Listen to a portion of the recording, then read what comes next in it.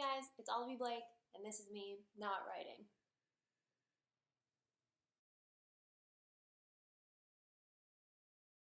He doesn't want to be here. He really doesn't want to be here. Okay, he's going away. Welcome to another edition of whatever this is and continues to be. I have coffee. I have my dog that doesn't want to participate. Moving right along. These are the books I'm reading right now. I've just finished Cherie, which, as I've mentioned, is this month's spell read. It's so good, you guys. I can understand why other people would not love it as much as I loved it, because what word do I even want to use here? My fascination with Cherie, whose real name is Fred, I cannot think of a more incorrect name, which is probably why he's Cherie. He's incredible. He is a disaster. He is a beautiful idiot prince, and I love him so much, and I just flew through this book. So, Leia, she is amazing. She is like the funniest. There's one scene where it's just two women talking, and it is the most incredible female interaction. It's hilarious. Colette was clearly like a bitch in the best way. And seriously, you guys, you should read this. It is about 150 pages. It's the first half of this book. And it just ends so perfectly and so satisfyingly. And so apparently Colette called this her most human work. And I feel that. It feels deeply human.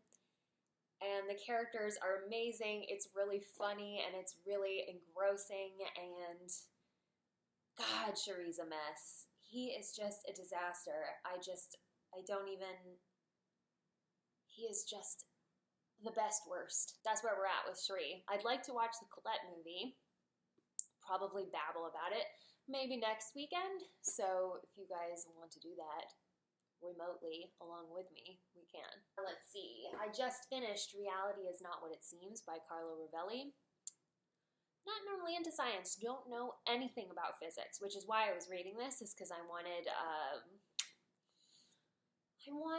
something stomachable about science, and Carlo Rovelli was absolutely the right choice. He is basically a poet who happens to write about theoretical physics. It was complex. I would not say that I enjoyed myself the whole time I was reading. There is some confusion because I don't know what relativity is, but I can talk to you a lot about quantum loop theory now, so I guess that's a thing. And then right now I'm reading The Birth of Venus, which was a recommendation from Aurora Sinistra.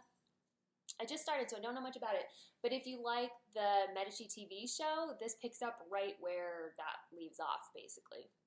Well, the Banks album came out last Friday, along with the Ed Sheeran No. 6 Collaborations album, which is like very enjoyable to listen to. I don't know if it's like his best work or anything, but it was definitely very fun. He can do a lot.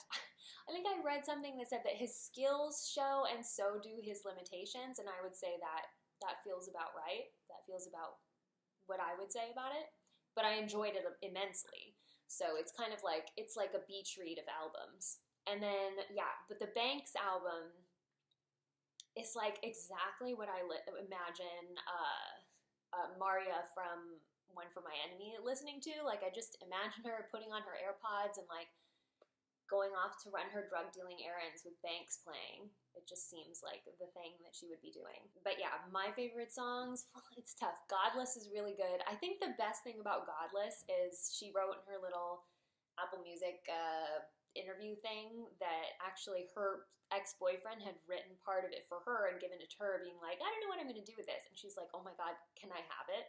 And they apparently wrote this song together, which is like the epitome of amicable exes. So that's really cool. Also, like, what a flex. Like, oh yeah, oh, you wrote this for me, about me? Can I have it? I want it. I'm going to put it to use, and it's going to be way better now that I've touched it. But my favorite on the album is Alaska, which apparently the melody came to her in a dream. I think you can feel that. Not much else new to report. Been eating a lot of pupusas. Very into pupusas right now. I can't make them. I think it's a matter of not really having the materials and also going to places that make them is more fun. I've been eating a lot of cantaloupe, prosciutto, and burrata. That's kind of my favorite meal at the moment. Actually, just the cantaloupe and burrata is perfectly fine. Sometimes I'll salt the burrata a little bit. And then it's delicious. I think maybe you can tell that I'm hungry because I'm just talking aimlessly about food. But yeah, well, I guess let's just jump in. All right, so this is a big topic. Hi, Olivie. Do you have any secret recipe for how to feel confident and comfortable in my body? I hate the effect that certain people have on me, especially my family. Every time I visit my family, everyone tells me the same thing. Dinner with my father literally gives me anxiety because he at least once or twice a week comments that I need to eat more, whispering names just because I really am full. I just smile, but the truth is that I often turn away so I can cry because of how badly they made me feel. All right. Well, I feel like there's a couple things here. So I'm going to start with the obvious one, which is that if no one has given you permission to think this before, your dad's being a dick. If you need someone to tell you that your dad is doing an awful thing to you, then I will be the one to tell you that. Did you know that children get their sense of self from the parent of, like, their sense of self-worth from the parent of the opposite sex? So your father is literally doing you an enormous disservice by making you feel small. And I can't imagine he just did this. I'm sure this is something he's done over the course of your childhood and adolescence.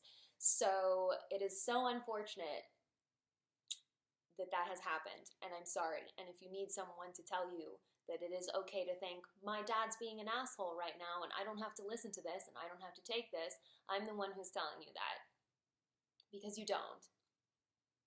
People shouldn't treat you like that, and that includes the people who love you, who are supposed to love you, and who you love. That's not the way you should be treated. So let's just open there. But yeah, in terms of body image, which is a huge thing on its own, I mean, I can't think of any woman who doesn't have body image problems or, problems. I think for me, it fluctuates. There are definitely times when I feel really badly about how I look, and sometimes there's no real rhyme or reason for it. Sometimes it's just, today I don't like my body, and I don't really know why. That's just how it is, and it's something that I think few people are just always comfortable in themselves. I think that more often you have these fluctuations of, I feel comfortable right now, I feel less comfortable right now, and I'm going to try to talk about it in the sense of, we're never going to be really at peace with it. I don't think it's possible to expect a woman of this general time to just be 100% okay with how she looks. So instead, I'm going to talk about it like, how do we make ourselves feel better, or what sort of frame of mind can we be in when we're talking about our bodies? Because I think the truth is that social media, with people posting their best selves all the time, is sometimes making it's an unrealistic, puts a filter on everything, literally and figuratively, because it means that what you see are not people's imperfections. They're just putting on their best face, and then you compare your worst face that you can see at all times to everyone else's best face.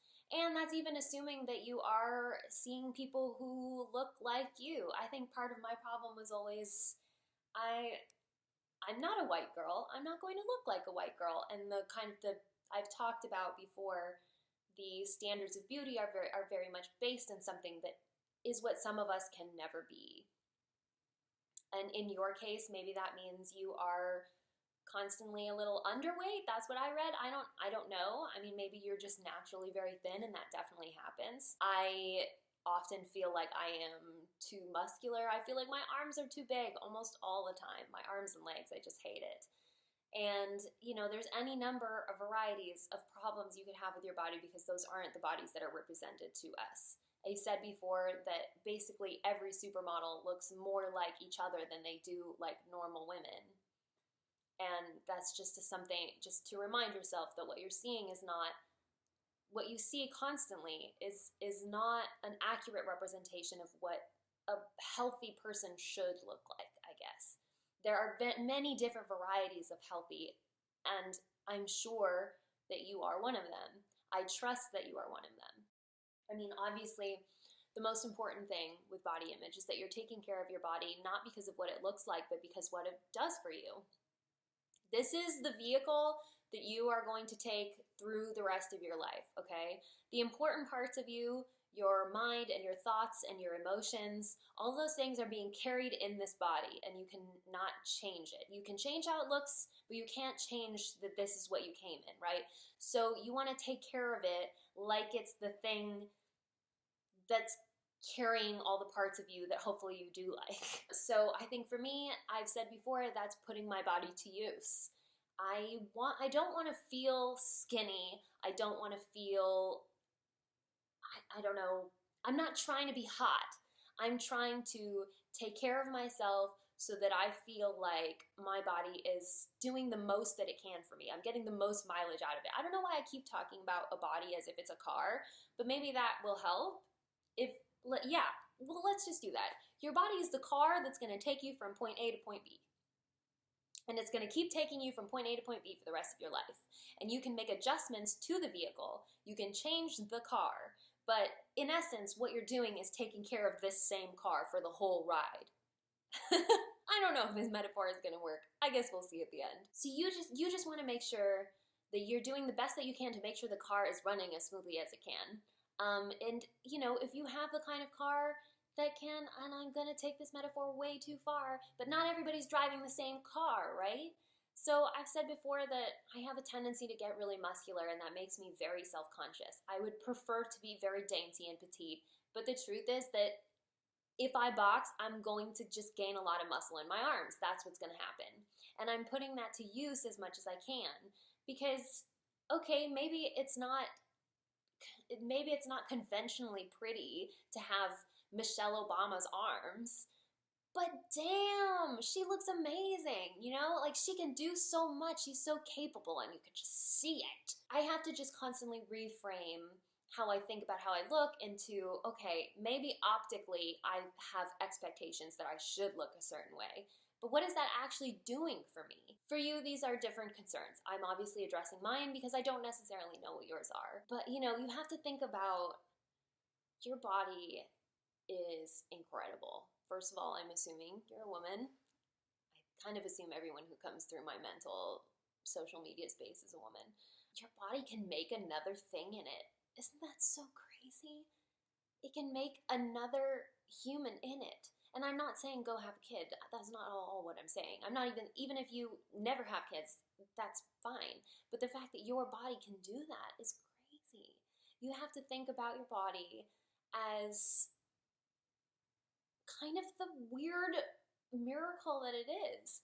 And all the things that it does for you, you have to live your life in a way that is rewarding your body for the things that it does for you. Like take you from point A to point B. This is obviously really hard to, it's hard to talk about body image because it is so sensitive. All I can tell you is that there is not a right way to look. You just take care of yourself. You do what's right for you and you learn how to be comfortable because there's more to you than your body. And it's frustrating, I understand why you feel so frustrated. I have been there with you. And especially, older generations, they think that this is sort of funny. They tease you when you're growing up and stuff about how you look and how things are, I don't know. But you don't have to accept that. That doesn't have to be okay with you. I think you can say things like, no, I'm full, and I'm sorry if you don't like the way that I look, but I don't exist for you to like how I look. That's not what I'm doing here. I'm not on this earth so that you can take pleasure in looking at me.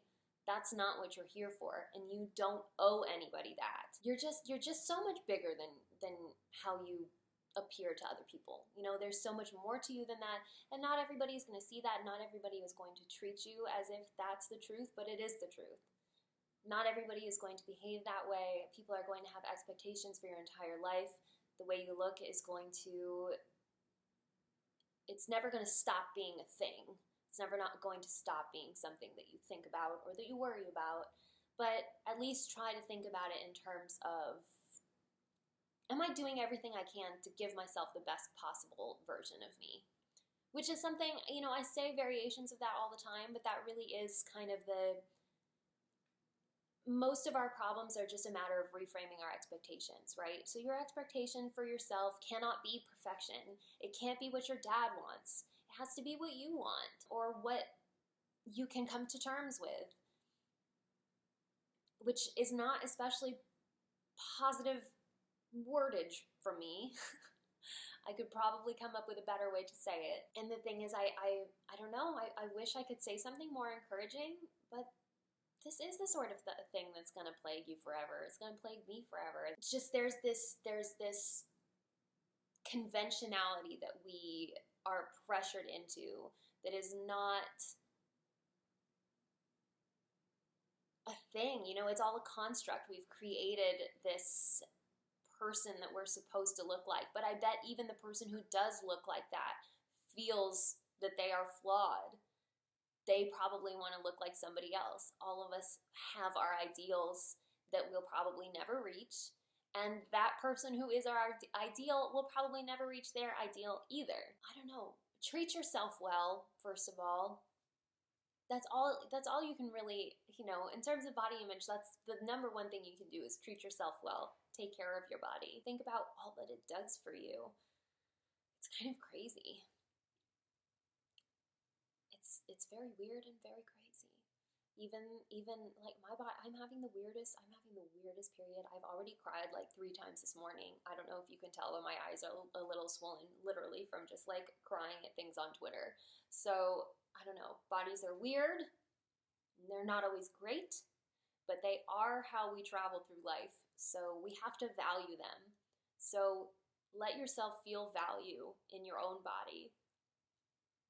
And if other people chip away at that, I don't know.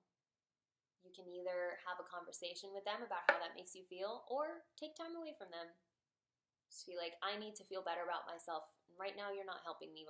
And maybe in the future when I feel a little bit more secure, we can spend this time together. But right now this energy is not good for me. And I know that sounds really new agey and dumb. But I think that's a real thing. You got to surround yourself with good energy. You have to be your own good energy, first of all. You have to be able to conjure that for yourself.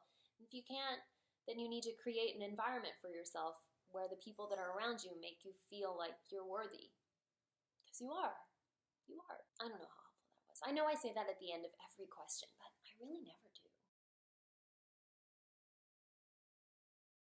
So the last thing I want to say, I've been working a lot on Awe of the Night Approaching, which I think I mentioned last week. I was really stuck. I really did not know what to do with this book. It was not coming together. I just really hated everything that was coming out of my mouth, my fingers. And then I changed the point of view. I changed it from third person to first person, and now it is flowing so much more easily. I have been working, I think I've come up with about 50,000 words in the last 2 weeks. And so this is just, it's meant to be encouraging. That I think a lot of times people use the word writer's block as a crutch. Like, I've got writer's block, or like, I'm stuck and I give up. Or nothing, I can't get this right, I'm done. So this is just a reminder that it's just an undiagnosed problem. And sometimes if you put something aside and you try to do something else for a while, I was writing a few like little drabbles to just get out of my head, to just write something totally different that just wasn't related at all. I started reading a lot more of other kinds of books to kind of get my brain working on diagnosing the problem with this book that I was trying to write. So I was kind of diversifying the field, I guess, in terms of what was going on in my head. Decided to try it out in first person. It's going so much better. So just a reminder that working through those problems like that, it's fine to take a break, because that's still working in a way. Give yourself some time to let your brain do something different. Let it do what it does.